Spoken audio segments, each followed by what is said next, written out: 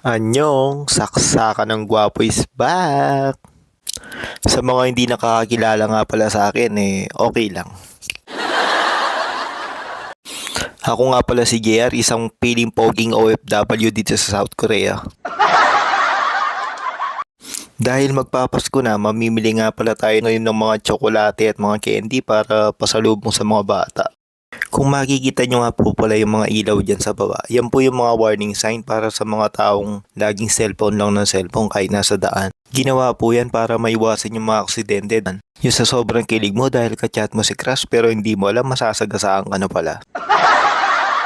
Siyempre bago ang lahat, unahin muna natin tumaya ng loto. Malay mo baka manalo, di madagdagan natin yung pasalubong natin sa Pinas. Ang isang set nga pala ng loto ay 1,000 won lang. Sa isang linggo nga pala ay isang beses lang ito kung bulahin tuwing Sabado. Kaya siguradong may mananalo. Kanina nga pala ay nakapagbenta ako ng ramyon na nagkakalaga ng 40,000 won. Kaya meron tayong pambili ng mga tsokolate ngayon. Kung itatanong nyo sa akin kung saan galing yung ramyon, yun ay binibigay ng company araw-araw. So naipon ko na yun, nasa 60 peraso, kaya binenta ko na. So ayun, natapos na nga tayong tumaya ng loto, dediretso na tayo niyan sa grocery. Pag nanalo nga pala tayo ng loto, pwede na natin ipariban si Mrs.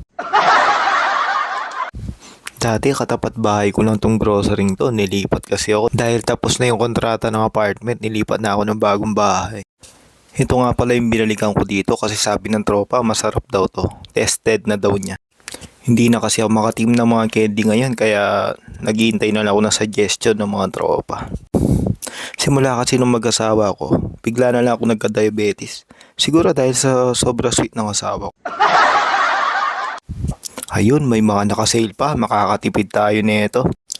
Siyempre, hindi naman pwedeng bili lang tayo ng bili. Kailangan tignan din natin yung expiration. Baka imbis na saya yung maiabot natin sa mga bata, ospital ang abutin nila.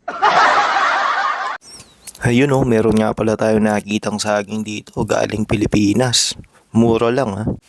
Pagkatapos nga pala natin, pupunta naman tayo sa No Brani Store.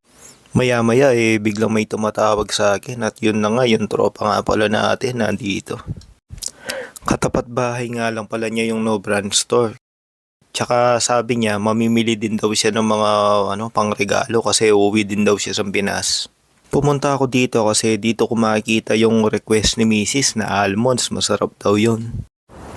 Si tropa nga pala ay tubong dumagete at mataas ang pangarap niyan.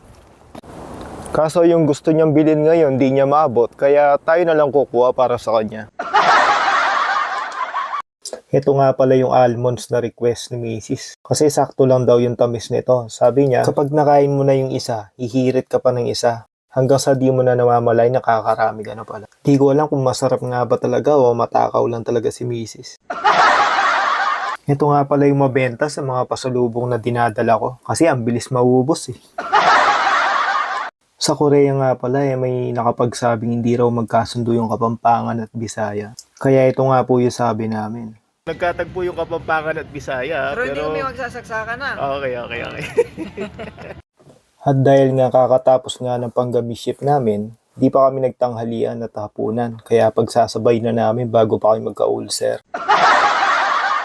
Dito nga pala kami kumakain. Ang madalas naming order dyan ay yung Pyohe Janggo. At ito, as usual, nagdunong-dunungan na naman tayo hanggang sa paki-translate mo nga, hindi ko maintindihan. O siya, kakain na muna kami at dito ko na rin tatapusin yung video. Baka may matay kami sa gutom. Oh, no.